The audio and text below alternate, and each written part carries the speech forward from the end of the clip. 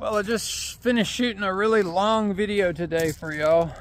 It's gonna take me a few days to edit it. We've been there for I don't know, a couple days, and while we were there and while we've been doing that, we had something else going on here at the shop, and I wanted to share it with y'all just to show you, you know, it's pretty cool. So we've always had our shop, and I don't know, it's about 13 years old, and we recently had this addition put on. It's actually pretty nice, and the reason why is because we have our grout trailer and our crane, which is just kind of sitting out there, and the weather's kind of been beating on it for the last 10 years, and you know, it just, the sun has a detrimental effect on equipment. And we also have this trailer here, and then we have my racing trailer, and we've got a dump trailer, and I think this is enough room for 4 different units. And the guys who put it up, man, they did it. I think it took them about 5 days from start to finish. Did a really nice job with it. But did some concrete forms at the base, and one thing that I wanted was the retaining wall. That way we could still keep what we had here, and it would prevent any of this stuff from kind of washing its way down into here. And where the original foundation was for the garage, like, so this is the slab, and this has got, you know, PEX pipe in it to heat the floor, hydronic floor heat. And then this right here was their original, you know, spot. And it stopped kind of right here, and it had started to wash out underneath the slab over the years. So they went ahead and formed this up. It was kind of nerve-wracking. They had it formed up really nice, but the ground was so mushy that while we were filling it up, we heard it pop twice. So we stopped pouring concrete in it, and we took the big fork loader that they had, and we came and pushed the fork loader against the forms to where the forms wouldn't break and bust out. But it was crazy how much support brace we had in here, and it still seemed like it wasn't enough. But yeah, very happy with this. And I'll take you inside here in a second, and I'll show you what we're working on. Our eventual plan is to put a brand new like T5 or T6 Schmiel on that trailer, and I'll take you inside and I'll show you what trailer that we're working on inside. So this is the first time I wanted to back the drilling rig up, because we had to build the corner of this thing a little offset, because we always back the drilling rig up, and I wanted to see. Okay, cool. Works perfect. Works perfect. So we always pull around here when we're getting fuel. And then once we're done getting fuel at the end of the day, we always just pop the drill in reverse, and then we can park it inside.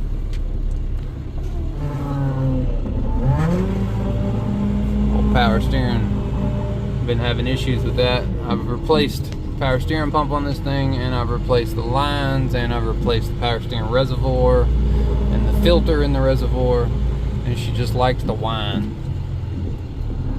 It may be the big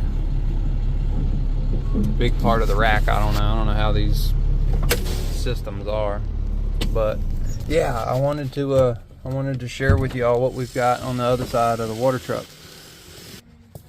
So we come over here, and this is a brand new, I think this is an 18-foot trailer, where all of our others are 20-footers, and we are making a brand new grout trailer.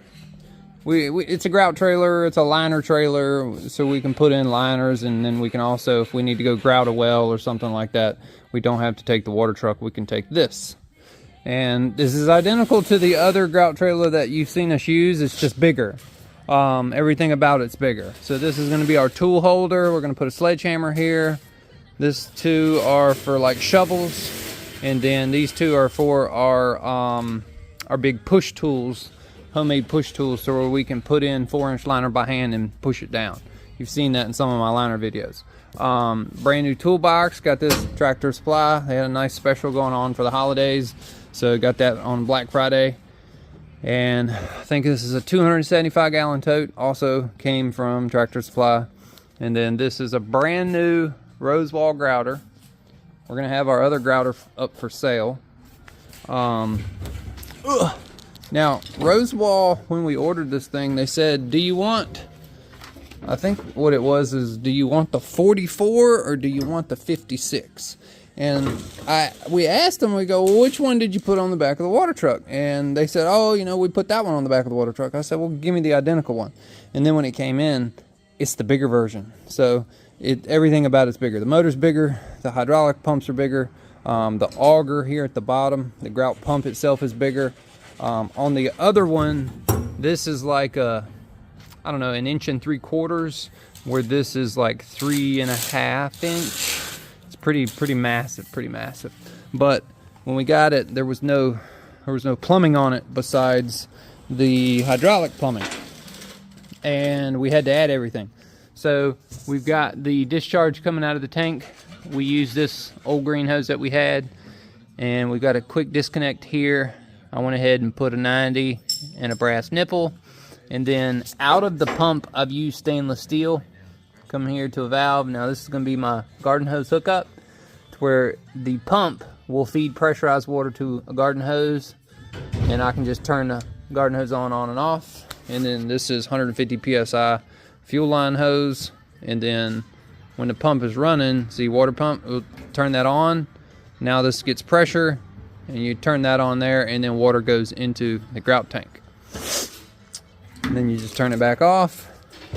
And we took this off our other grouter. This prevents you from putting large chunks of solid cement in there, and it also prevents you from becoming just like the danger guy here.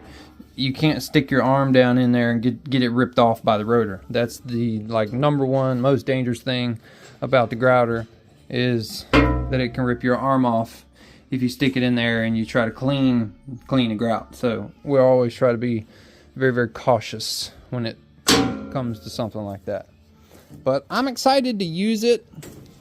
We've got a bunch of bolts going all the way around. Went down here, I drilled a hole through the upper frame and then bolted it there, bolted it to all the corners, put some bolts in the back. We used all, I think they're, I forget what size they were, but they're all stainless steel, so we don't have to worry about them rusting. Use stainless steel here. I wish they had a 12-inch stainless steel nipple, but they only had a brass 12-inch nipple. Now another crazy thing that we thought about, if you've watched the video on the well hose. So well hose is its own specific brand, similar to Boreline. It's the lay flat well pump hose, and you can hang your well pump on this stuff. It has like a 650 or so pound burst rating for 1 1/4 pipe. Now 650 psi is a lot, you know. That's more than our typical grout hose that we currently use, and which I don't even know where it came from. It's been around as long as I've been doing this. We come up with a thought, because I have the spool of well hose sitting right there, and we're only going to use it for testing applications, for, you know, pump tests and whatnot. I told Dad, I was like, why don't we use this stuff for grout? If it has such a high burst rating and it doesn't take up much space, and we have, like, I think this is 50 foot here, so that's what we're gonna try. So I contacted Well Hose and I told them I wanted some extra fittings, because these are the fittings right here that come with it, and I had to adapt over to the 1-inch quick clamp. And Well Hose actually said that they had stainless steel fittings along with their nylon fitting. So here is their nylon fitting, and then there's another nylon fitting, and then this is their stainless steel fitting. I haven't opened them up yet, but we're talking like 5 times the cost here.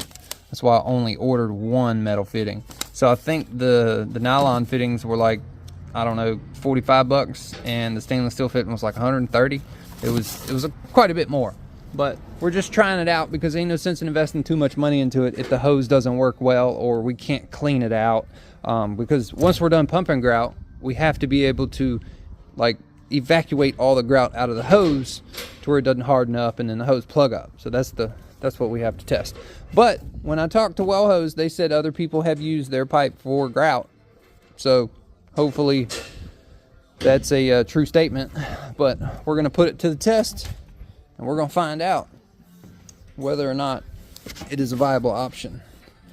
So these are basically going to go in the end of here, going to get reduced way down. I'll probably swap this over to a aluminum version of the female here. That way it can take the pressure, because we're feeding it off of a big feed and we're reducing it down, so all the pressure is going to be right here. Or I may do something like this, that way it doesn't blow the threads out. But yeah, it's just something we've been working on. I think Justin's been working on, what are you working on, the bracket to mount it? Oh cool, that looks good. Yeah, that's badass. That's good. Yeah. I didn't tighten that up because I don't need that. Yeah, looks good. Yeah, because I guess we got to take it off so we can paint it. Round these off too. It ain't that bad. Yeah, I don't guess should be walking. It's rolled over. It's not sharp.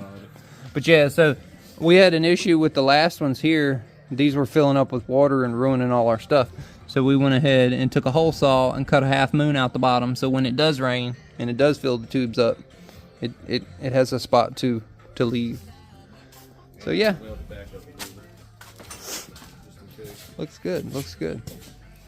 It'll be a nice addition, a nice update. The other grouter has been around since '99, I believe. So we're talking 25 years old at this point. So yeah, it was time for an update. But the other grouter works great. Other grouter works just fine. But yeah, that's about it. I'm gonna spend the next few days editing this extremely long video, and I just wanted to give y'all a little bit of update of what we got going on here before we hit Christmas time. So yeah, that's about what we're doing. And we've been cutting holes. We've got to take the rig in for much needed maintenance. So the rig will be gone for, I don't know, 6 weeks. It's going up north, and they're gonna put a lot of hours into it and a whole lot of fresh parts and a whole lot of money. So people ask why are wells so expensive. Well, you know, you send your car into the shop and you get a $3,000 bill. How about a $100,000 bill or a $140,000 bill? So that's about what we're headed into. But when it comes time to replacing big hydraulic pumps and big hydraulic hoses, the compressor needs an update. The front main seal on the engine needs to be replaced. The top head that does all the drilling, this piece right here that goes up and down, it carries the drill rods, that's got a big gear set in it with a whole bunch of bearings and a big shear pin inside of it. So that whole assembly inside the top head is getting rebuilt. So I think just the top head is 20 to 30K, something like that. And that's just the upper portion. Then the rest of the truck has to get addressed. But yeah, so won't be any more drilling content after she goes away, but at that point it's going to be in the mid-20s to high teens here, so there's not going to be any drilling in those temperatures anyways. So thank y'all for watching. Stay tuned. My next video, anybody who loves the drilling content is really going to love that video. It's going to be quite long. A little bit of drilling, a little bit of service calls, but other than that, I'm going to end it here. Thank y'all for watching. Be sure to give the video a thumbs up, and if you're not subscribed, please hit that subscribe button. Just go press it right now. See y'all later.